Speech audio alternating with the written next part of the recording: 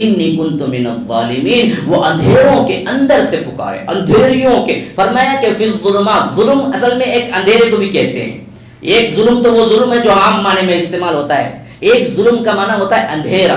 الظلم ظلمات یوم القیامہ، کہ اللہ تبارک و تعالیٰ اپنے حبیب کے ذریعے فرماتا ہے کہ ظلم کرنا قیامت کے دن اندھیرے کا سبب ہوگا. یعنی قیامت کے دن حشر کے میدان میں اندھیرے راستے پر ڈال دیا جائے گا ظالم کو. تو ایک مطلب ہے ظلم کا اندھیرا. تو فرمایا کہ فظن ان لن نقدر علیہ فنادى فی الظلمات، کہاں سے پکارا؟ اندھیریوں کے اندر سے پکارا. کیوں جمع کا صیغہ استعمال کیا کہ اندھیریوں کے اندر سے پکارا؟ اس واسطے کہ سمندر کا اندھیرا تھا، پھر سمندر کی تہ کا اندھیرا تھا، پھر اس کے بعد سمندر کے پیٹ اور مچھلی کا اندھیرا تھا، مچھلی کی پیٹ کی جھلی کا اندھیرا، کئی اندھیرے مل گئے تھے. اس کے اندر سے آج تک بعض روایت تفسیر ابن کثیر کے اندر ہے کہ اس وقت حضرت یونس علیہ السلام نے کہا کہ اے اللہ میں وہاں سے پکار رہا ہوں تجھ کو، آج تک کوئی انسان وہاں سے تجھ کو نہیں پکارا. مچھلی کے پیٹ سے کون پکارا ہوگا اس سے پہلے ہیں؟ تو حضرت یونس علیہ السلام یوں کہنا شروع کی کہ اے اللہ تجھ کو میں وہاں سے پکار رہا ہوں جہاں سے آج تک کوئی انسان تجھ کو نہیں پکارا. اور پکارا تو کیا پکارا؟ تین ہی الفاظ، لا الہ الا انت سبحانک، لا الہ الا انت سبحانک انی کنت من الظالمین. اے اللہ تیرے علاوہ کوئی معبود برحق نہیں ہے، تو پاک ہے، میں ظالم ہوں. آ گئی وہ بات جس کو میں سمجھانا چاہتا ہوں. ظلم، میں ظالم ہوں کہنا اتنا پسند ہے رب کو کہ حضرت یونس کو اللہ کہتا ہے کہ اگر یہ کلمات نہیں بولتے وہ قیامت تک مچھلی کے پیٹ میں پڑے رہتے، قیامت تک. تو انہوں نے جو مانگا، جو تسبیح کی، وہ تسبیح کیا تھی؟ انی کنت من الظالمین، میں ظالم ہوں. تو اللہ نے کہا کہ فاستجبنا له ونجیناه من الغم وكذلك ننجی المؤمنین، کہ ہم نے کیا ہے اس کی دعا کو قبول بھی کیا اور ہمیں اس غم سے نجات بھی دی اور اس مچھلی کے پیٹ سے ہم نے نکال دیا. تو اصل چیز گناہ اپنے اوپر ظلم ہے، یہ احساس طاری کرو، پھر گناہ کبھی نہیں. یہ دراصل تم کسی کا نہیں بگاڑتے ہو، اپنے اوپر ظلم ہے. تو اپنے اوپر ظلم کیوں کرتے ہو؟ اپنے اوپر ظلم کیوں کرتے ہو؟ ایک لمحے کے لیے سوچیے، یا تمہاری اپنی بھلائی ہے. گناہ کر کے کیوں اپنے اوپر ظلم کرتے ہو؟ کیوں اپنے اوپر ظالم؟ تم سمجھتے ہو کسی دوسرے کو میں ایذا دے رہا ہوں، کسی دوسرے کو میں تکلیف دے رہا ہوں؟ نہ نہ نہ، کسی دوسرے کو نہیں، تم اپنے اوپر ظلم کرتے ہو. اللہ کی نافرمانی کر کے اپنے اوپر ظلم کرتے ہو، دوسروں کی غیبت کر کے اپنے اوپر ظلم کرتے ہو، فحاشی عریانی دیکھ کے اپنے اوپر ظلم کرتے ہو، اپنی منمانی خواہشات کر کے اپنے اوپر ظلم کرتے ہو. اللہ کا کچھ نہیں بگڑتا، ظلم ہے اصل گناہ. اس بات کو پہلے واقعے میں اللہ نے اس بات سے ذکر کر دیا کہ قیامت تک آنے والے انسانوں کو وضاحت ہو جائے کہ سب سے پہلے جب گناہ ہوا تو ہمارے بابا نے یہی دعا کی کہ ربنا ظلمنا انفسنا، اے اللہ ہم نے اپنے جانوں پر ظلم کیا، وَإِن لَّمْ تَغْفِرْ لَنَا، تو نہ معاف کرے گا، مغفرت نہ کرے گا، وَتَرْحَمْنَا، تو نہ کیا ہے رحم نہ کرے گا، لَنَكُونَنَّ مِنَ الْخَاسِرِينَ، کہ ہم تو ضرور بھی ضرور خسارہ اٹھانے والوں میں سے ہو جائیں گے. تو اللہ تبارک و تعالیٰ کہتا ہے کہ ہم نے ان کو نجات دی، اتار دیا، معاف کر دیا. حتیٰ کہ بقرہ میں جب اس کا ذکر آ رہا ہے تو فرمایا کہ فَتَلَقَّى آدَمُ مِن رَّبِّهِ كَلِمَاتٍ فَتَابَ عَلَيْهِ، یہ دعا بھی خود ہم نے سکھائی تھی. تو معلوم ہوا اللہ نے خود سکھایا کہ تم ایسے دعا کرو. کیسے دعا کرو؟ کہو کہ ہم نے اپنے جانوں پر ظلم کیا. تو میں پوچھتا ہوں جب رب نے سکھایا تو سب سے بہتر سکھایا ہوگا یا خالی بہتر سکھایا ہوگا؟ جی سب سے بہتر سکھایا ہوگا. حتیٰ کہ میں اللہ کی قسم کھا کے کہتا ہوں اس سے بہتر کوئی دعا نہیں ہو سکتی اس وقت. وہی وجہ سے اللہ یہ دعا سکھایا ہوگا. تو اس سے بڑھ کے اور کون سی دعا چاہیے تمہیں؟ گناہ ظلم ہے. اچھا دوسری بات اسی واقعے میں نوٹ کرو. اب ہوا کیا تھا؟ فرمایا کہ فلاں درخت کے قریب نہ جانا. جب چلے گئے گناہ ہو گیا. ذاق الشجرہ، چکھ لیا اس کا مزہ. نتیجہ کیا ہوا؟ بدت لہما سوآتہما، کپڑے اتر گئے. اب دیکھیے، اب بڑا مینوٹ طریقے سے بتا رہا ہوں، دے سکتے ہیں ہمارے لوگ چائے وغیرہ. یہ غور کرو، دیکھو گناہ ہوا، ادھر نتیجہ ہو گیا. کہاں ہوا؟ لیکن یہ کہاں ہوا جی؟ جنت میں ہوا. دیکھیے سنیں گے یہ نہیں چلے گا، بھی کچھ بولیں گے تو ہم بھی کچھ بولیں گے، تو تب تو کیا بات سمجھ آئے گی نا. ہاں تو ہمارا مسئلہ تو یہ ہے کہ بڑا کیا ہے، اتنا زور سے سنتے ہیں کہ پھر بڑا بہترین بولے. ارے کیا بھائی بولے؟ بہت زبردست بولے جی. ارے بولے کیا جی؟ کچھ بھی بولے جی، لیکن اچھا بولے جی. لیکن جو بھی بولے ہمیں تو 1% سمجھ نہیں آئے، لیکن جو بولے ہے نا اچھا بولے بس. تو بہت سے لوگ تو کیا ہے، صرف کان کے ذائقے کے لیے سنتے ہیں. بس آتے ہیں پہلے سے ہی ڈیسائیڈ کر کے کہاں بیٹھے، سیدھے کیا ہے نیند کی بات. خطبے میں بھی فین کے بیٹھتا، اور جمعے کے خطبے میں وقت سوتا رہتا. پھر اس کے بعد اقامت کہی گئی تو فون کر کے وضو کر کے نماز پڑھنا ہی نہیں، مجھ نماز پڑھ جائے گا تو خطبے میں سویا. ایک عام طرح کی ہمارے مجلسوں میں ایک عادت سی بن گئی ہے. بہت کم لوگ وہ انٹرسٹ دکھاتے ہیں جو ہونا چاہیے. بھائی دنیاوی محفلیں ہیں، یہ دنیاوی بات ہے، ہو اس کے فنی ہو وہ سب کیا ہے، ہمارے لوگ یاد بھی رکھ لیتے ہیں. وہی دین کی تھوڑی اچھا دھیان رکھنا پڑتا ہے کہ بابا ابھی مت سو، کچھ نہ کچھ دیر تو دے دو، اتنی دور سے. یہ ایک ہمارا اپنا ایک مائنڈ سیٹ نیند آ جاتی ہے. آپ کیا ہیں، اپنی آپ کو کبھی آپ آزما کے دیکھ لیں آپ کو اور اس وقت آپ کی شوق کتنے ہے.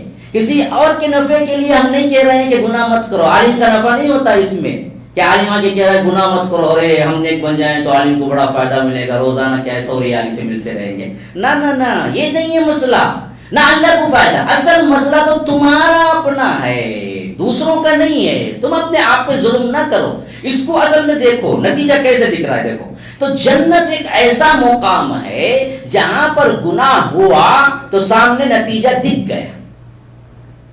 تو رب نے کیا کیا؟ زمین پہ اتار دیا.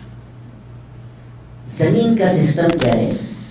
گناہ کا نتیجہ دکھتا نہیں ہے. جنت کا سسٹم کیا تھا؟ وہاں نتیجہ تھا. جنت ہی نتیجہ ہے نا بھائی.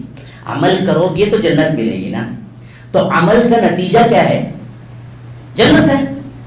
لازمی نتیجہ ہے وہ، کیونکہ یہاں نتیجہ نہیں ملتا، اصل نتیجہ تو جنت ہے.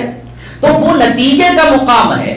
تو وہاں اگر یہ سسٹم ہے، جیسے کہ آپ جہاں جاتے ہیں وہاں سسٹم بدل جاتا ہے نا جی. مثلا یہاں آؤ تو کیا ہے، رائٹ میں ہے ڈرائیونگ یا لیفٹ میں ہے جی؟ رائٹ میں لیفٹ میں ہے، لیفٹ میں ہے. اب میں کس کی مانوں؟ خالی صاحب کو پوچھوں کیا؟ نہیں، رائٹ میں ہے لیفٹ میں ہے؟ لیفٹ میں. ہمارے یہاں جاؤ تو کہاں ہے؟ رائٹ میں. سسٹم بدل جاتا ہے.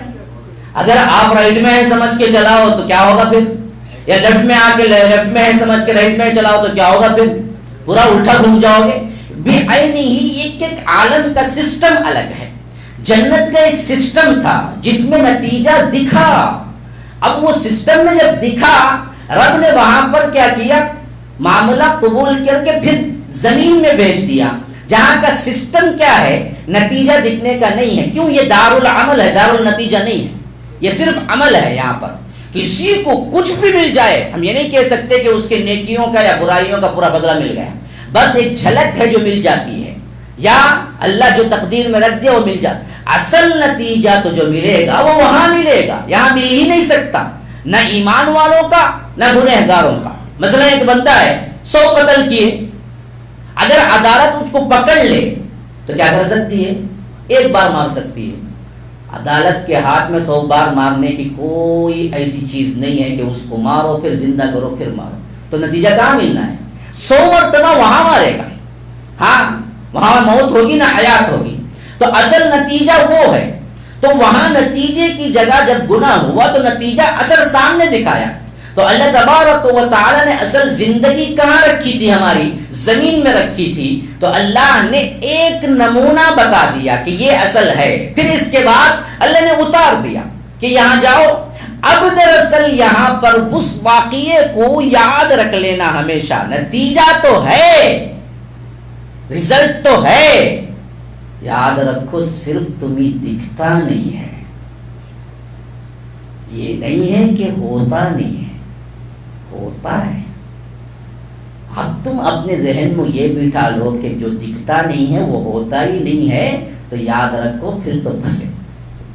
کرنٹ دکھتا نہیں ہے، لیکن کوئی بندہ یہ کہے کہ دکھتا نہیں ہے، میں پکڑ لیتا ہوں، پکڑ کے دیکھو پھر ہر کوئی دکھے گا تمہیں۔ ہاں، دکھتا نہیں ہے لیکن ہوتا ہے۔ کائنات میں ہزاروں چیزیں ایسی ہیں جو دکھتے نہیں ہیں، ہوتے ہیں۔ تو نتیجہ اصل میں دکھتا نہیں ہے تمہیں پورا، لیکن اس کا مطلب یہ نہیں کہ ہوتا بھی نہیں ہے، ہوتا ہے بس مخفی ہے۔ جیسے ہی یہ عالم پھر بند ہوگا نا، نتیجہ پھر دکھنے لگے گا۔ یاد رکھو، اللہ نے ایسا سسٹم بنایا ہے اس میں کہ جیسے ہی پھر تمہیں یہاں نزا کی کیفیت طاری ہوگی، بس ابھی دنیا میں رہے گا انسان، پورا نہیں جائے گا۔ ہاں، حتی اذا جاء احدهم الموت قال رب ارجعون لعلی اعمل صالحا فيما تركت كلا انها كلمة هو قائلها ومن ورائهم برزخ الى يوم يبعثون۔ اللہ تبارک و تعالی کہتا ہے کہ جب تم میں سے کسی کی موت کا وقت آتا ہے اور میرے فرشتے روح نکالنے کے لیے آتے ہیں، تبھی نتیجے دکھنے لگتے ہیں اور انسان چیخنے لگتا ہے کہ اللہ کے لیے مجھے واپس ایک مرتبہ پھر بھیج دو، میں اچھے عمل کر کے آتا ہوں، لعلی اعمل صالحا، ایک مرتبہ تو بھیج دے اللہ، میں نیک بن کے آ جاتا ہوں۔ اللہ بولے گا نہیں، کلا انہا کلمۃ هو قائل، یہ تیری ایک بکواس ہے، اب تجھے ہم تجھے واپس بھیجنے والے نہیں ہیں۔ ومن ورائہم برزخ الی یوم یبعثون، اب تو یہ برزخ میں تو پڑا رہے گا قیامت تک۔ اسی لیے فرمایا کہ الذین تتوفاہم الملائکۃ ظالمی انفسہم فالقوا السلام ما كنا نعمل من سوء۔ ظالموں کے لیے جب ملک الموت روح قبض کرنے کے لیے آتے ہیں، تتوفاہم الملائکۃ ظالمی، دیکھیں یہاں پر بھی وہی لفظ آ گیا جو میں سمجھا رہا ہوں۔ جب میرے فرشتے الذین تتوفاہم الملائکہ، ملائکہ جب وفات دینے کے لیے آتے ہیں کس کو؟ ظالمی انفسہم، اپنے آپ پر جنہوں نے ظلم کیا ہے یعنی گنہگار ہیں، تو فَأَلْقَوْا السَّلَامَ مَا كُنَّا نَعْمَلْ مِنْ سُوءٍ، ان کی روح ان کے جسم کے اندر چھپنے لگتی ہے، جو کچھ انہوں نے برے عمل کیے ہیں دکھنے لگتے ہیں۔ برا عمل اسی وقت دکھنا شروع ہو جاتا ہے، وہ ڈر کے مارے اندر ہی اندر بھاگنا شروع کر دیتا ہے کہ ملک الموت سے بچ جاؤ، روح نہ نکلے میری۔ فَأَلْقَوْا السَّلَامَ، چھپنا شروع کرتا ہے، مَا كُنَّا نَعْمَلْ مِنْ سُوءٍ، بلا ہرگز نہیں، ان اللہ علیم بما کنتم تعملون، جو کچھ تم کر رہے تو اللہ جانتا ہے۔ اسی واسطے اللہ تبارک و تعالی روح نکلنے کی کنڈیشن کو جب بیان کیا تو بڑی دردناک ہے وہ کنڈیشن، والنازعات غرقا والناشطات نشطا۔ اللہ تبارک و تعالی یہاں پر قسم کھا رہا ہے سورہ نازعات کے اندر، فرمایا کہ ڈوب کر کھینچنے والیوں کی قسم، اور ان لوگوں کی قسم جو گھاٹی کو کھول دیتے ہیں۔ یہاں مومن کی روح اور ظالم کی روح، کافر کی روح کھینچنے کا منظر اللہ نے ان دو آیتوں میں بتایا ہے، بڑا گہرا معنی ہے۔ نزع اصل میں کہتے ہیں جھگڑے کو، ہم بھی بولتے ہیں نا نزع نہ کرو، عربی میں بھی استعمال ہوتا، اردو میں بھی استعمال ہوتا۔ جھگڑا کب ہوتا؟ کوئی نہ کوئی کھینچتا تبھی ہوتا، دونوں چھوڑ دیے، چلو بھائی میں بھی معاف کیا نہیں معاف کیا، جھگڑا ہوگا نہیں ہوگا، کوئی تبھی ایک جنا پکڑ لینا، تمہیں کیا جی بولے تو ایسا، وہاں سے جھگڑا شروع ہوتا۔ تو نزع کا مطلب ہے کھینچنا، اسی واسطے کہ جھگڑے کو بھی نزع بولتے۔ تو اللہ نے کہا کہ والنازعات غرقا، غرقا ڈوبنا۔ تو اصل میں کافر کی روح جب کیا ہے نکالنے کے لیے فرشتے آتے ہیں نا جی، تو کیا ہوتا ہے کہ اس کی روح گناہوں کے سبب سکڑنے لگتی ہے، بھاگنے لگتی ہے، نکلنا نہیں چاہتی، تو فرشتے اس کے جسم اور اس کے رگوں میں ڈوب جاتے ہیں اندر، پھر ڈوب کر کھینچتے ہیں۔ اسی لیے فرمایا کہ ڈوب کر کھینچنے والیوں کی قسم۔ یہاں سب متفق ہیں، تفسیر ابن کثیر وغیرہ سب متفق ہیں کہ یہاں پر روح نکالنے والے فرشتے مراد ہیں، جو ظالم کی روح نکالتے ہیں۔ جیسے ہی یہ نظام اینڈنگ پہ آتا ہے تمہاری زندگی کا، پھر نتیجہ دکھنا شروع ہو جاتا ہے۔ صرف اس نظام میں جہاں سانس ہوتی ہے وہاں تک یہ ہے کہ اللہ نے پورا اثر نہیں دکھاتا گناہ کا، لیکن نہیں دکھتا ہے جس کا مطلب یہ ہے کہ نہیں ہوتا ہے، پورے اثرات مرتب ہوتے ہی رہتے ہیں، بس دکھتے نہیں ہیں۔ جیسے ہی اس نظام کی ینڈی ختم ہوتی ہے، ابھی دنیا ہی میں تمہاری میت اٹھائی نہیں گئی اور تمہیں سانس بھی ابھی باقی ہے، لیکن صرف نزع کی کیفیت شروع ہو گئی، ملک الموت کو تم دکھ گئے اور تم نے ملک الموت کو دیکھ لیا، تو وہاں سے پھر نظام شروع ہو جاتا ہے، گناہ تمہیں دکھنے لگتے ہیں، وہاں اثرات تمہیں دکھنے لگتے ہیں۔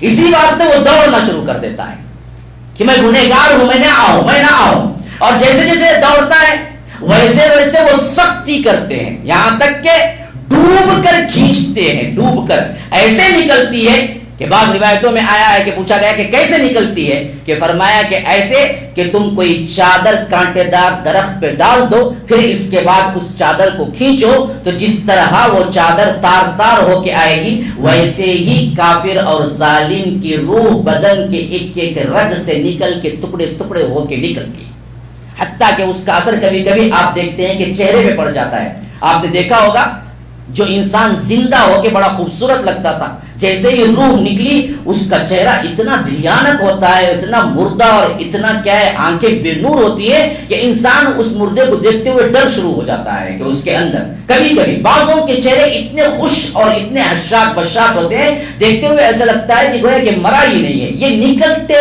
وقت کا اثر ہے میت پر، اگر وہ جنتی ہے تو اس کے نکلتے وقت کا اثر اس کے جسم پر بھی بعد میں موجود ہوتا ہے، اگر وہ جہنمی اور کافر ہے تو اس کے نکلتے وقت کا اثر اس کے اندر اس کے بعد بھی اس کے جسم پہ دیکھ سکتے ہیں۔ تو میرے بھائیو یہ پورا میں نے جو واقعے کے ساتھ سمجھایا ہے ایک بات کو سمجھانے کے لیے، ابھی میں اپنے ٹاپک پہ انٹر نہیں ہوا ہوں، یہ میں تمہید ہے جو میں باندھا ہے۔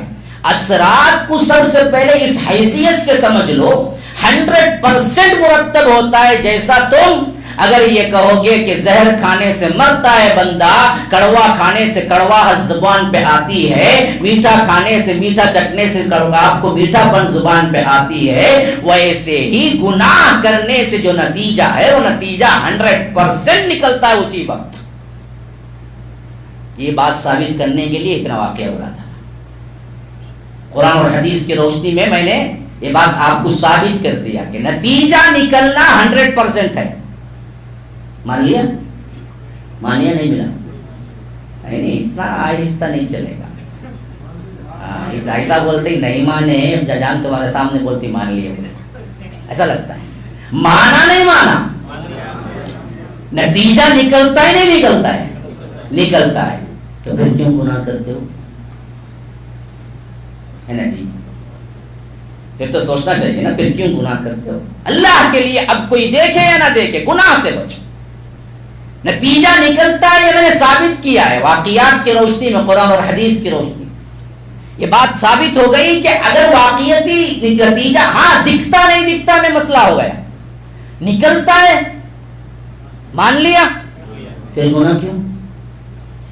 حتی الامکان بچو، حتی الامکان بچو، گناہ کا نتیجہ ہو کر رہتا ہے، اللہ ہے کہ تم توبہ کر لو، ہاں، اور توبے کی توفیق بھی مل جائے زندگی میں، توبہ کرتے وقت میں کر لیں گے، لیکن کون گارنٹی دیا کہ تمہیں اتنی وقت بھی تو ملے گا؟ ہاں، اتنا وقت بھی ملے گا، کون گارنٹی دیا ہے؟ زندگی کس بات کی ضامن ہے تمہاری؟ کوئی بندہ یوں نکلا مر گیا، کوئی بندہ سڑک فٹ پاتھ پہ پڑا ہوا ہے، کھانے کے لالے پڑے ہوئے ہیں، لیکن 10 سال 20 سال ہو گئے لیکن مرا نہیں، کون روکے ہوئے؟ اس کی موت ہی اس کو روکتی، جیسے کہ حضرت علی کا فرمان ہے کہ سب سے بڑی محافظ زندگی کی تمہاری موت ہے۔ کیوں؟ موت جب تک نہیں آتی مرتا نہیں۔ ہم کہتے ہیں نا جی بال بال بچ گیا، کیا بال بال کچھ نہیں بچا، موت نہیں آئی تھی بچ گیا، ہاں ٹکڑے ٹکڑے ہو گئے لیکن پھر بھی کیا ہے بچ گیا، ہڈیاں اندر کی پسلیاں ٹوٹ گئی، ایکسیڈنٹ بچ گیا۔ مولوی صاحب 1.5 سال تھا مولوی صاحب، لیکن اب اللہ تعالیٰ کیا اچھا رکھا ہے، بچ گیا۔ کیوں؟ موت نہیں، دوسرے کو دھکا بھی نہیں لگا، اچھا ہی گیا تھا، اٹیک مر گئے۔ ہاں کتنے لوگ ہیں جو مر جاتے ہیں؟ کس کو چھوڑی ہے موت اور کب آئے گی کبھی تمہیں بتایا ہے موت نے؟ اجل ہی نے چھوڑا نہ کسرا نہ دارا، اسی سے سکندر صفات بہارا، ہر ایک لے کے کیا کیا نہ حسرت سے دھارا، پڑا رہ گیا یوں ہی ٹھاٹ سارا، جگہ جی لگانے کی دنیا نہیں ہے، یہ عبرت کی جا ہے تماشا نہیں ہے۔ یہ زندگی کیا ہے؟ زندگی ایک کرائے کا گھر ہے، ایک نہ ایک دن بدلنا پڑے گا، موت جب تجھ کو آواز دے گی گھر سے باہر نکلنا پڑے گا، تو نہ نکلے گا تو تیرا خود کے اولاد لے جا کے منو مٹی کے اندر سپرد کر کے آ جائے گی. اگر تو نے کیا ہے چاندی سونے کا ایک دان بھی بنوا کے اپنے منہ میں فٹ کر لیا ہے تو مرتے ہی وہ بھی تجھ سے نکال کے اندر بھیجے گا تجھے. نہ خبر میں الماری ہے نہ کفن میں جیب ہے, لے کے کیا جاؤ گے؟ کچھ تو لے کے جانا نہیں ہے. لے جانے والا تو صرف تمہارا عمل ہے. نیک ہے تو نیک بن کے رہے گا, بدی ہے تو برا بن کے رہے گا. اللہ کے رسول صلی اللہ علیہ وسلم کہتے ہیں کہ جیسے ہی اندر داخل ہوتا ہے سوال جواب ہوتے ہیں, ابھی پریشان حال ہوتا ہے کہ اگر نیک ہے تو یہ خوبصورت, اور خوبصورت کیا ہے اس کے اندر خوشبو اٹھ رہی ایک نوجوان ایک خوبصورت انسان آئے گا. وہ بولے گا کہ ابھی پریشانی ختم نہیں ہوئی, تم کون ہو جی؟ کہے گا کہ تمہارا عمل ہے. اس تنہائی میں ساتھ دینے والا تمہارا عمل ہے. اور خوبصورت خوشبو, خوبصورت خوشبو. آج دنیا میں کیا پیچھے پھرتا ہے انسان؟ بولو, خوبصورت پرفیوم. اسی لیے تو پھرتا ہے نا. پوری آدھی دنیا کا اپنی کمائی کہاں لٹا رہی ہے؟ خوبصورتی پر, خوبصورت خوشبو پر. یہی دو چاہتا ہے. عمل کو لازم پکڑو تو وہاں خوبصورت خوشبو ہمیشہ ساتھ میں رہے گا. اور برا ہے تو صورت بدصورت اور بدبودار مردے کی سڑی ہوئی سڑان کی بدبو. وہ بولے گا ابھی کیا ہے منکر نکیر گئے نہیں, تو کون بلا ہے؟ کہے گا کہ تیرا عمل میں اب ساتھ رہوں گا. کس سے ڈر کے بھاگتا ہے دنیا میں؟ بدصورتی بدبو سے. لیکن عمل ایسا کر کے جاؤ تو وہاں پوری زندگی تمہیں بدبو سے سابقہ پڑ جائے, کون چاہے گا؟ تو پھر کیوں کرتے ہو گناہ؟ گناہ کو اپنے اوپر کیا ہے خود سمجھو کہ یہ بہت بڑا ظلم ہے, مجھے خود روکنا ہے. کسی کے لیے کیا ہے ایڈوائس کی الگ سے جا کر ان کو منع کرنے کی, زبردستی کرنے کا, جبر کرنے کی ضرورت. انسان یہ معاملہ سمجھ جائے نا, گناہ کیا ہے نیکی کیا ہے یہ سمجھ جائے تو خود بخود رکنا شروع کر دے کہ یہ دراصل کسی کا نفع نہیں, کسی کا نقصان نہیں, تیرا نفع اور تیرا نقصان ہے. اب آئیے اثرات کی طرف. یہ تو میں نے بیسیکلی بتا دیا تھا آپ کو, اثر تو ہو کر رہتا ہے, لیکن بعض اثرات وہ ہیں جی جو اس دنیا میں بھی نہیں چھوڑتے. ایک تو حقیقی اثر ہے اور وہ اثر قیامت کے دن مل کر رہنا ہے. لیکن بعض گناہ کے بعض حصے یا بعض جھلکیاں اللہ خود یہاں بھی دے دیتا ہے گناہوں کی. امام ابن القیم رحمہ اللہ نے کتاب لکھی ہے اسی پر, اور اس میں بڑی خوبصورت بات کہی ہے کہ گناہ ایک ایسی چیز ہے جس سے انسان اللہ کے تعلق اور اللہ تبارک و تعالی کے قرب سے ہی دور ہو جاتا ہے. پھر معافی کہاں مانگے گا؟ گناہ کی کثرت اسے اس سے لائق بنا دیتی ہے کہ وہ رب کی طرف معافی کے لیے بھی متوجہ نہیں ہوتا. یہ سب سے بڑا گناہ ہے جو اللہ تبارک و تعالی کبھی کبھی گنہگاروں پر مسلط کر دیتا ہے. مثلا دیکھیے, اللہ کے عذاب کی آیتیں سنائیں, احادیث میں عذاب قبر کی باتیں سنائیں, لیکن آج ہمارے لیے ذرا غور کر کے دیکھیں کہ کب ہمیں رونا آیا ہے. کہیں یہ عذاب تو نہیں ہے؟ کبھی غور کیا؟ میں ہمیشہ کہا کرتا ہوں جاؤ اپنی زندگی میں ذرا غور کر کے دیکھو. آج سے کتنے سال پہلے تم نے رویا تھا؟ کسی کے 5 سال ہو گئے ایک آنسو نہیں بہایا, کسی کے 10 سال ہو گئے ایک آنسو نہیں بہایا, کسی کے 10 سال ہو گئے, کسی کے 12 سال ہو گئے, ایک مرتبہ بھی اللہ کے لیے نہیں رویا. بدبخت 10 روپئے کی چیزوں کے لیے روتا ہے, بیوی بیمار پڑ گئی تو روتا ہے, بچہ بیمار پڑ گیا تو روتا ہے. لیکن زندگی میں غور کر کے دیکھو آخری تم نے اللہ کے لیے کب رویا تھا؟ اللہ کے لیے نہ رونا, خوف الہی سے آنسو نہ بہنا, یہ خود گناہوں کے سبب ہوتا ہے. اسی لیے اللہ کہتا ہے ثم قست قلوبکم من بعد ذلک. گناہ کرتے کرتے کرتے کرتے ان بدبختوں کو اللہ تبارک و تعالی نے بنی اسرائیل کے دلوں کو سخت کر دیا. کیسے؟ فَهِيَ كَالْحِجَارَةِ, پتھروں کی طرح سخت نہیں, او اشد قسوہ, اس سے زیادہ ہم نے سخت کر دیا. پتھر سے گوشت کا لوتھڑا ہوتے ہوئے بھی ہم نے اس کے دل کو سخت پتھر بنا دیا. اتنا پتھر کہ پتھروں میں بھی بعض پتھر ایسے ہیں وَإِنَّ مِنَ الْحِجَارَةِ لَمَا يَتَفَجَّرُ مِنْهُ الْأَنْهَارُ کہ اس کو کبھی کبھی شک ہوتے ہیں اور وہاں سے نہریں جاری ہو جاتی ہیں.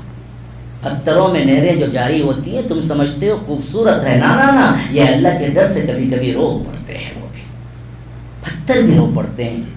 لیکن انسان جب سخت ہو جاتا ہے تو یہ دل اس پتھر سے بھی سخت ہو جاتا ہے جہاں پر چشمے جاری ہو جاتے ہیں. وَإِنَّ مِنَ الْحِجَارَةِ لَمَا يَتَفَجَّرُ مِنْهُ الْأَنْهَارُ وَإِنَّ مِنْهَا لَمَا يَشَّقَّقُ فَيَخْرُجُ مِنْهُ الْمَاءُ وَإِنَّ مِنْهَا لَمَا يَهْبِطُ مِنْ خَشْيَةِ اللَّهِ کبھی کبھی تم دیکھتے ہو کہ اللہ کے ڈر سے بڑے بڑے پتھر دو ٹکڑے ہو کے وہاں سے پانی جاری ہو جاتا ہے. کبھی کبھی وہ لڑکھڑاتے ہوئے گر پڑتے ہیں. تم نے دیکھا ہوگا کبھی کبھی پہاڑوں کا سفر کیا ہوگا تو بڑی بڑی چٹانیں اوپر سے کیا ہے لڑکھڑاتی ہوئی گری ہیں یا کسی جگہ کے فٹ بیٹھ گئی ہیں. ہم دیکھتے ہیں کہ کیا ہے کبھی زلزلہ ہوا ہوگا یا کوئی بات ہوئی ہوگی. نا نا نا، وہ پتھر بھی اللہ کا ڈر محسوس کیا تو وہاں سے لڑکھڑاتے ہوئے گر پڑا. لیکن ہم ہیں کہ اتنا سخت دل کہ اللہ تبارک و تعالی کے خوف سے کبھی ہمیں رونا نہیں آیا. یہ عذاب ہے گناہوں کی وجہ سے. گناہوں کا عذاب یہ بہت بڑا عذاب ہے، سخت ترین عذاب ہے جہاں رونا نہ. اس لیے اللہ کے رسول فرمایا کرتے، دعا کیا کہ اللہم انی اعوذ بک من عین لا تدمع. اے اللہ میں ایسی آنکھ سے پناہ مانگتا ہوں جس میں آنسو نہ آئے. ارے وہ آنکھ بھی تھوڑی ایک آنکھ ہے کیا جی جو اللہ کے ڈر سے نہ روتی ہو. ہاں وہ آنکھ کہلانے کے مستحق نہیں ہے. آنکھ پکچر دیکھنے کے لیے اللہ نے نہیں دی ہے. آنکھ فلم دیکھنے کے لیے اللہ نے نہیں دی ہے. آنکھ برائی دیکھنے کے لیے اللہ نے نہیں دی ہے. آنکھ تو اس لیے دی ہے کہ تم اللہ کے آگے گڑ گڑاؤ، آنسو بہاؤ. یہ آنکھ تو وہ ہے جس کو رب العالمین نے کہا ہے کہ اگر ڈر کی وجہ سے ایک آنسو بھی نکل آئے تو ہم نے جہنم اس پہ حرام کر دی ہے. ایک آنسو، ایک آنسو، ایک آنسو نکال لو رب کے ڈر سے. ایک آنسو کا معاوضہ یہ ہے کہ جہنم حرام. اگر یہ زندگی کھو دو اور وہاں پر تم خون کے آنسو رو، حدیث میں آتا ہے کہ جہنمی اتنا روئیں گے اتنا روئیں گے اتنا روئیں گے، اگر ان کے پانی کو اکٹھا کر دیا جائے تو کشتیاں چلائی جا سکتی ہیں لیکن اللہ قبول نہیں کرے گا. یہاں ایک آنسو مانگتا ہے، وہاں آنسو ہے کہ تم کیا ہے سمندر لگا دو لیکن اللہ قبول نہیں کرے گا. یہاں ایک آنسو مانگتا ہے، رو. جتنے انبیاء تھے روئے تھے، کون نہیں رویا؟ حضرت آدم نے رویا، حضرت نوح نے رویا، حضرت ابراہیم نے رویا، حضرت عیسیٰ نے رویا، حضرت موسیٰ نے رویا، حضرت یحییٰ نے رویا، حضرت ہارون نے رویا، حضرت یحییٰ روئے، حضرت زکریا روئے. کون سا ایسا نبی ہے جنہوں نے نہ رویا ہو؟ سورہ مریم میں اللہ تبارک و تعالی 11 انبیاء کرام کے نام گنائے 11. پھر آخری میں فرمایا کہ یہ سب کے سب روتے ہوئے گر پڑتے تھے. خروا سجدا و بکیا. ان کا حال یہ ہوتا تھا کہ یہ کھڑے ہوتے تھے رب کے سامنے تو روتے ہوئے سجدے میں گر پڑتے تھے. اللہ کے رسول صلی اللہ علیہ وسلم نے رویا. کتنا رویا؟ حالانکہ کون ہے جن پر کوئی گناہ ہی نہیں ہے اور رب العالمین نے اعلان کر دیا تھا لِيَغْفِرَ لَكَ اللَّهُ مَا تَقَدَّمَ مِنْ ذَنبِكَ وَمَا تَأَخَّرَ عَلَيْكَ وَيُتِمَّ نِعْمَتَهُ عَلَيْكَ وَيَهْدِيَكَ صِرَاطًا مُسْتَقِيمًا. اے اللہ کے رسول آپ کو ہم نے پہلے پچھلے اگلے سب گناہ معاف کر دیے ہیں. کوئی گناہ ہے ہی نہیں، نہ ہونے والا ہے نہ ہوا ہے، سب گناہ معاف کر دیے. لیکن اللہ کے رسول صلی اللہ علیہ وسلم خوف الہی سے کتنا روتے تھے، کتنا روتے تھے پتہ ہے کہ اللہ کے رسول صلی اللہ علیہ وسلم کے رونے کو صحابہ بیان کرتے ہیں. حدیث میں آتا ہے جب رکعت باندھتے اور عذاب کی آیتوں پر سے اترتے تو ایسے روتے بآواز بلند کہ کھانے پکنے کی جیسے آواز آتی ہے کھٹ پٹ کھٹ پٹ، اس طرح اللہ کے رسول کے سینے سے آواز آتی تھی. اتنا روتے تھے، بآواز بلند رونا ہو جاتا تھا. حضرت ابن مسعود کو بلایا ایک مرتبہ اللہ کے رسول صلی اللہ علیہ وسلم نے، کہا کہ ابن مسعود قرآن سناؤ.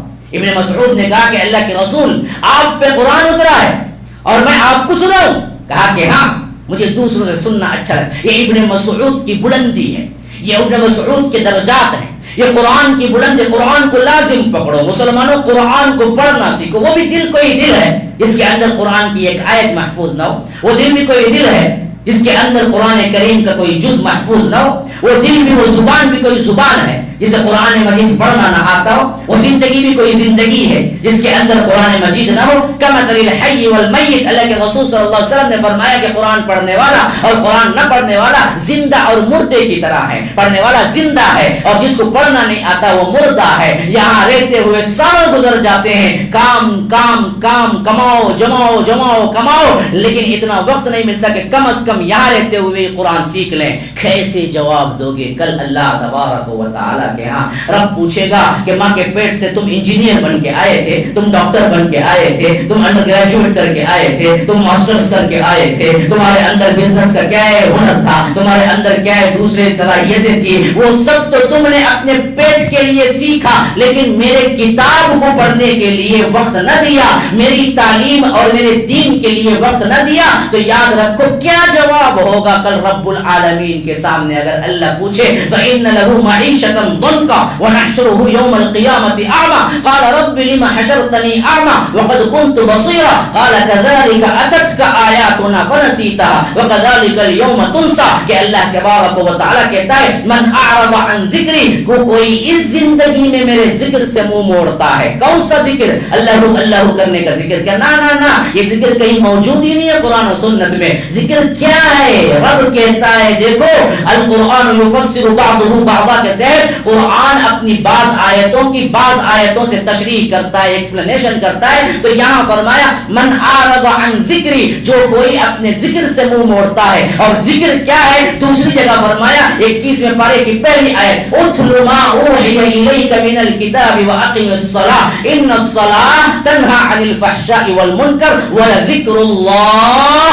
اکبر۔ اللہ کا سب سے بڑا ذکر قرآن ہے۔ نماز میں تم کیا پڑھتے ہو؟ قرآن پڑھتے ہو۔ تو فرمایا ذکر اللہ قرآن ہے۔ تو یہاں کہا کہ من اعرض عن ذکری، جو کوئی میرے ذکر سے منہ موڑے گا، نہیں سمجھے گا، قرآن نہیں سمجھے گا، تو ہم کیا کریں؟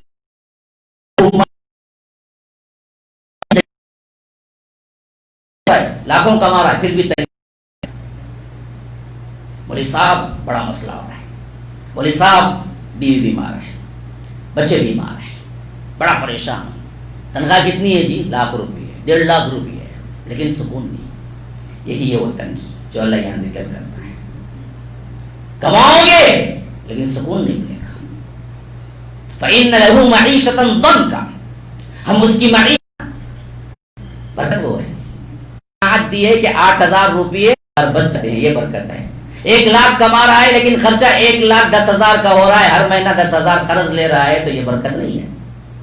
برکت تو وہ ہے نا جی جو رب العالمین تمہیں ایسے وسیع کر دے کہ جو مل رہا ہے اسی میں تمہارے سب حاجات پورے ہو جائیں۔ لیکن اللہ تبارک و تعالیٰ قرآن سے دوری کے لیے لفظ استعمال، ہم تنگ کر دیں گے، یہاں تو یہ ملے گا، پھر وہاں کیا ملے گا؟ میں اصل میں ان گناہوں کی طرف اشارہ کر رہا ہوں جس کو ہم گناہ سمجھتے نہیں ہیں۔ آپ سوچتے ہوں گے کہ موضوع بدل گئے یا مولوی صاحب بھول گئے۔ نہ میں نے موضوع بدلا نہ بھولا، میں اشارہ وہاں کر رہا ہوں جہاں پر ہم گناہ سمجھتے ہی نہیں ہیں۔ پوری زندگی کمایا جمایا، گھر بنا، بلڈنگ بنا، پورا اپنی بستی میں کیا ہے قائم کر دیا، لیکن مسئلہ کیا ہے جی؟ قرآن کبھی نہیں سیکھا اور سمجھا بھی نہیں، کوئی گناہ کیا۔ کہتا ہوں یہ گناہ ہے، یہ گناہ ہے، تم نے گناہ ہی نہیں سمجھا اس کو۔ اور یہ گناہوں کے اثرات میں سے ہے کہ اللہ نے تمہیں اس لائق ہی نہیں چھوڑا کہ تم قرآن سیکھ سکو، کہ اللہ اپنے در سے دھتکار دیا تمہیں کہ جا، تو لائق ہی نہیں ہے کہ میرا کلام پڑھ سکے۔ یہ گناہ کا اثر ہے۔ گناہ کا ایک اثر یہ ہے کہ اللہ کا دین سیکھنے اور سمجھنے سے دور رکھ دیا جائے۔ بات سمجھ نہیں آتی کیوں؟ گناہ۔ بعض لوگ بولتے ہیں مولوی صاحب میں حفظ کرنا چاہتا ہوں، یہ قاعدہ حفظ نہیں ہوتی، گناہ آپ کو چھوڑو حفظ ہو جائے گا۔ یہ دنیاوی تعلیم نہیں کہ رٹا مارنے سے حفظ ہو جائے گا، یہ دین ہے، اور دین کے لیے قلب صافی چاہیے۔ پہلے یہ برتن جو ہے دل، وہ صاف ہونا چاہیے۔ صاف چیز ہی اندر جا سکتی ہے جب صاف ہوئے، صاف ہی نہیں ہے، گندگی ہے، وہاں تم ڈالو گندگی ہی رہے گی۔ دین پر عمل، شریعت پر عمل بڑا مشکل ہو رہا ہے. کیوں؟ گناہ کی ذہنیت جو بن چکی ہے نا، گناہ چھوڑو، دین پہ چلنا آسان ہو جائے. حتیٰ کہ تم اگر عادت یہ ڈال لو اور اپنے قلب کی صفائی رکھو تو ایک نماز چھوٹ جائے تو بے چینی شروع ہو جائے گی جب تک کہ اس کو نہ پڑھ لو. وہی اپنی زندگی تبدیل کر لو، گناہوں میں رکھ لو تو نماز پڑھنا مشکل ہو جائے گا.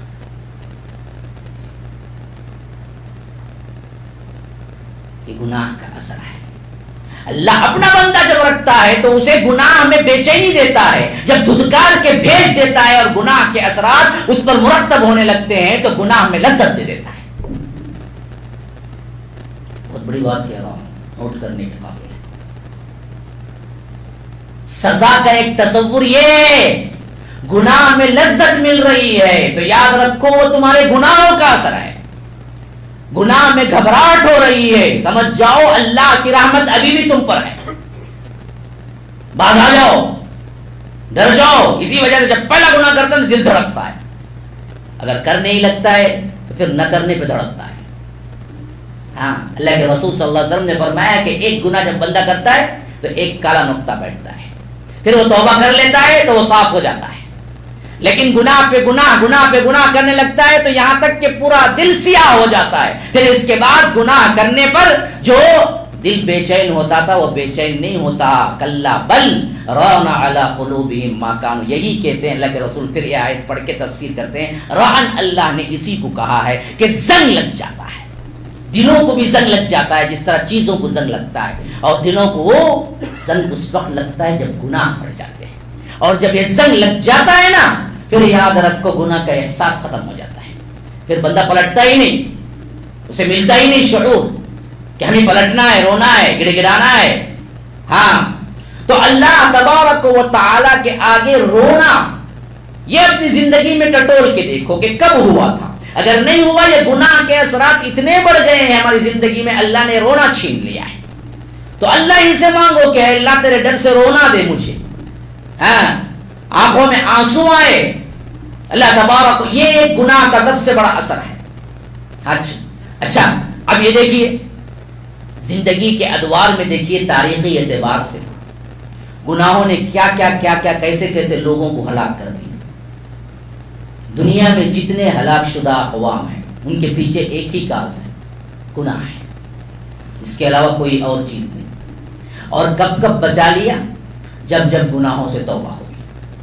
آپ کو حضرت یونس علیہ السلام ہی کا دوسرا چیپٹر بتا رہا ہوں. یہ حضرت یونس علیہ السلام گئے تھے، وہ بتایا تھا جب جو کچھ انہوں نے نشانی بتا کے وہاں سے نکل گئے تھے کہ تم پر عذاب ہونا ہے، وہ نشانیاں شروع ہو گئی.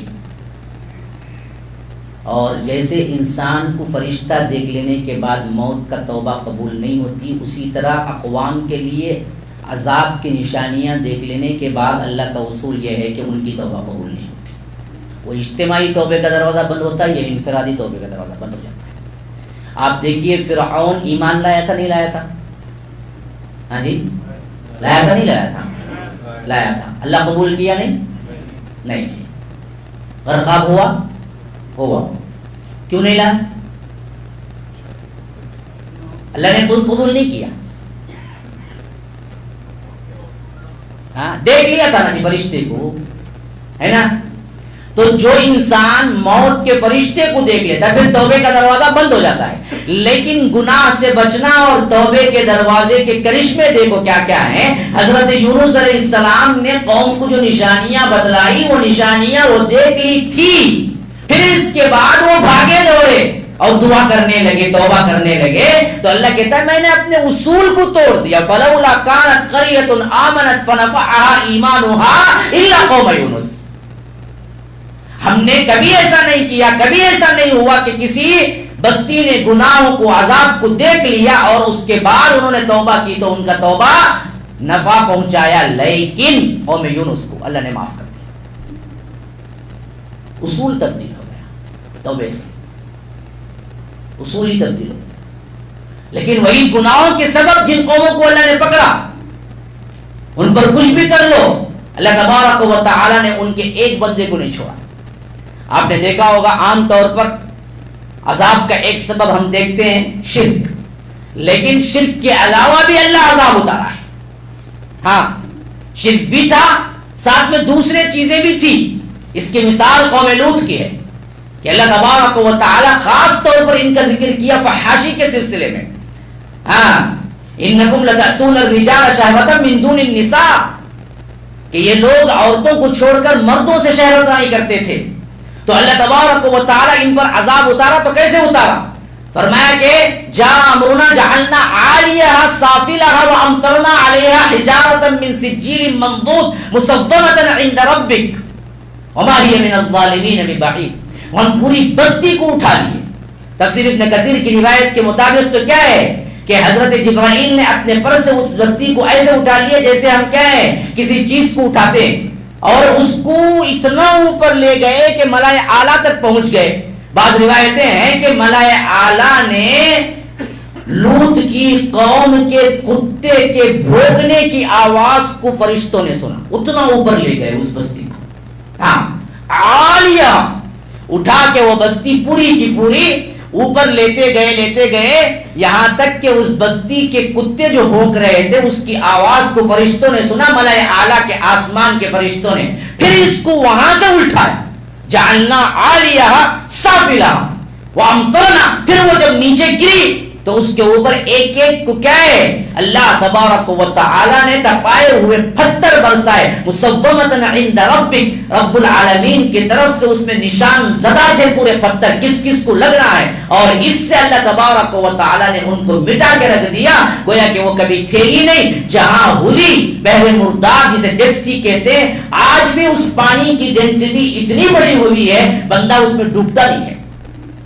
وہ عذاب کے ذرات، وہ اثرات اتنے ہزار سال ہونے کے باوجود بھی وہاں قائم ہے. تو تصور کرو جب عذاب ہوا ہوگا تو اللہ تبارک و تعالی کا وہ شدید ترین غصہ کیا ظاہر ہوا ہوگا، وہ پتھر جس کو لگا ہوگا اس کا حال کیا ہوگا. یہ گناہوں کے اثرات اللہ نے دنیا میں بھی دیے ہیں. اسی طرح انفرادی شکل میں دیکھ لو گناہوں کے اثرات سے کیا کیا ہوتا ہے. اللہ کے رسول صلی اللہ علیہ وسلم نے جو ذکر کیے ہیں گناہوں کے سبب جو ہونے کے اثرات، خاص کر دنیا کے اندر کثرت کی گناہ انسان کو لذت عبادت چھین لیتی ہے. عبادت میں آپ دیکھیے نا، رکعت باندھتا اتنا ہی معلوم ہوتا، اس کے بعد وہ جو نماز پڑھتا نا، آپ ذرا تصور کر کے دیکھیں اپنی زندگی کی نمازوں میں کتنا اللہ سے بھی لگاؤ تھا یا دوسری چیزوں سے. کوئی شوق ذوق نہیں ہے، بس ایک رسم ہے جو پوری کر لیتے ہیں. وہ شوق کی عبادت کہاں گئی جو ہمیں اصحاب رسول اللہ صلی اللہ علیہ وسلم سے ملتی ہے، جنہوں نے تیر کھا لیے اور نماز کو توڑنا گوارا نہ کیا. عباد بن بشر، عمار بن یاسر کا واقعہ ذہن میں رکھو. جب نماز پڑھ رہے تھے دشمن نے دیکھ لیا عباد بن بشر کو اور تیر لگا دی، لیکن انہوں نے تیر کھا لیے لیکن نماز نہیں توڑی. پھر اس کے بعد پوری نماز ختم کر کے آئے، حضرت عمار کو اٹھا. لمبا واقعہ میرے پاس وقت نہیں. تو حضرت عمار نے پوچھا کہ جب پہلی تیر لگی اسی وقت کیوں نہیں آ کے اٹھا؟ کہا کہ میں سورہ کہف پڑھ رہا تھا اور دل نہیں چاہ رہا تھا کہ میں اسے درمیان سے کاٹوں. کیا لذت ہوگی وہ بھی. ہم بریانی کی لذت ہی جانتے ہیں، صرف حلوے مٹھائی کی لذت جانتے ہیں، عبادت کی بھی کوئی لذت جانتا؟ کہاں گئی وہ لذت؟ گناہوں کے سبب اللہ یہ کھینچ لیتا ہے. ہاں رزق کی کشادگی اور تنگی یہ گناہوں کے سبب ہے. فتن کے ظاہر ہونا، ہاں ظاہری فساد، ظہر الفساد فی البر والبحر بما کسبت ایدی الناس. سمندر اور تری اور خشکی میں کیا ہے؟ فساد بھر گیا. کیوں؟ لوگوں کی کمائی ہے، گناہ. ہر آدمی چیختا پھرتا ہے. ہندوستان کے حالات تو مت پوچھیے، جب جو لوگ بھائی بیٹھے ہوئے ہندوستان وہ اچھی طرح جانتے ہیں حالات کیسے. گناہ، اپنے گناہوں کے اثرات ہیں، اپنے گناہوں کے اثرات ہیں جو اللہ تبارک و تعالی اس دنیا ہی میں دیتا ہے. یہاں پر ہی آپ کو معلوم ہوتا ہے، اثرات آپ کو خود دیکھنے شروع ہو جائیں گے اگر آپ تھوڑی سی کیا ہے دقت اور مشقت اٹھا کے آپ اس نظر سے دیکھنا شروع کریں گے. ہماری زندگی میں کیا ہے؟ کہاں کہاں پریشانیاں، یہ سب کیوں آ رہے ہیں؟ یہ سب گناہوں کی وجہ سے آ رہے ہیں۔ ہاں، رشتہ داریوں کا کاٹنا اور رشتہ داریوں کے اندر سے خلوص کا اٹھ جانا گناہوں کا اثر ہے۔ بھائی بھائی آ کر ایک دوسرے کا دشمن، گناہوں کا اثر ہے۔ ہاں، اسی طرح آپ دیکھیے اپنی اولاد کا نافرمان ہو جانا گناہوں کا اثر ہے۔ ماں باپ کو آج کون عزت دے رہا ہے؟ وجہ کیا ہے؟ اپنے گناہوں کا اثر ہے۔ حتیٰ کہ زندگی میں کیا ہے، انسان اتنا ذلیل ہو کے رہ جاتا ہے، کبھی کبھی اس کے گھر کا کوئی فرد اس کی بات ماننے والا، حتیٰ کہ بیوی بھی نہیں ماننے والی ہوتی۔ گناہوں کا اثر ہے۔ گناہوں کے اثرات ہم کو کیا ہے، جگہ جگہ دکھتے ہیں۔ مسئلہ یہ ہے کہ ہم اگنور کر جاتے ہیں، ہم سمجھتے ہیں فلاں وجہ سے ایسا ہوا ہوگا جی، حالانکہ اصل میں پیچھے تو وہ گناہوں کا اثر ہوتا ہے۔ رب العالمین کی ایک ایک ایسی جگہ ہے، ایک سجدے کو، ایک درگاہ کو تم پکڑ لو، اللہ تبارک و تعالیٰ پوری مخلوقات کو تمہارے آگے جھکا دیتا ہے، لیکن تم وہاں جھکنا چھوڑ دو تو اللہ ہر جگہ تمہیں ذلیل کرتا رہتا ہے، ہر جگہ جھکاتا رہتا ہے۔ تو یہ اثرات ظاہری طور پر دکھتے ہیں بہت سے، لیکن ہم کیا سمجھتے ہیں، اگر یہ جو کیا ہے یہ ایسا وہ ویسا ہوا ہوگا۔ کبھی ہم اپنے آپ پہ غور نہیں کرتے کہ یہ سب کچھ ہمارے گناہوں کی وجہ سے ہو رہا ہے۔ تو یاد رکھیے، لازمی شے پہلی چیز تو یہ ہے کہ گناہ کا اثر ہوتا ہے، خواہ یہاں خواہ وہاں۔ دوسرا، جس نظر سے ہم دیکھتے ہیں اس میں تو آپ کو نہیں دکھتا، لیکن تھوڑا سا آپ عمیق نظر سے دیکھیں، آپ کو گناہوں کا اثر اپنی زندگی کے ہر مرحلے میں دکھ جائے گا۔ تو اس واسطے مسلمانوں، اللہ سے توبہ کرو، اللہ کی طرف پلٹو، اپنے آپ کو جانچو کہ اللہ کے ڈر اور خوف سے تمہیں رونا کب آیا ہے۔ اگر نہیں آ رہا ہے رونا، یہ بھی گناہوں کا اثر ہے۔ اللہ سے مانگ کے، کتنے لوگوں نے اپنی زندگی میں مانگا ہے کہ اللہ تیرے ڈر سے مجھے رونا دے، کبھی مانگا بھی؟ ہم سوچتے ہیں کہ مانگنے کی چیز ہی نہیں، یار مانگنے کی چیز تو یہ ہے جی، دنیا تو مل کے رہے گی جتنی تمہاری مقدر میں ہے۔ تم نے کار مانگا، بنگلہ مانگا، فلاں مانگا، لیکن تم نے اللہ کا ڈر مانگا، اللہ کے رسول کی محبت مانگی؟ ہم سوچتے ہیں یہ سب مانگنے کی چیزیں ہیں ہی نہیں، اصل میں مانگنے کی چیزیں تو یہی ہیں۔ اسی سے تو کیا ہے، آ گئی چھٹی، ویسے اسی کا انتظار بھی کرنا تھا، یہ تو ہمارا ہمیشہ کا شیڈول ہوتا ہے، تو ایسے ہی میں تو اختتام پر ہی آ رہا تھا ویسے بھی۔ تو غرض کے آپ سے ملاقات بہت اچھی لگی۔ اللہ تبارک و تعالیٰ آپ سب لوگوں کو خوش رکھے، صحت عافیت سے رکھے، دین و دنیا کی ہر بھلائی عطا کرے۔ اللہ ہماری مغفرت فرمائے، جیسے ہم سب کو یہاں اکٹھا فرمایا ہے۔ امام الانبیاء سید المرسلین و آخرین جناب محمد رسول اللہ صلی اللہ علیہ وسلم کے ساتھ بھی جنت الفردوس میں اکٹھا فرمائے۔ هذا وباللہ التوفیق، صلی اللہ وسلم علی نبینا محمد۔ اسأل اللہ لی ولکم ولسائر المسلمین من کل ذنب فاستغفروه انه هو الغفور الرحیم۔ والسلام علیکم ورحمۃ اللہ وبرکاتہ۔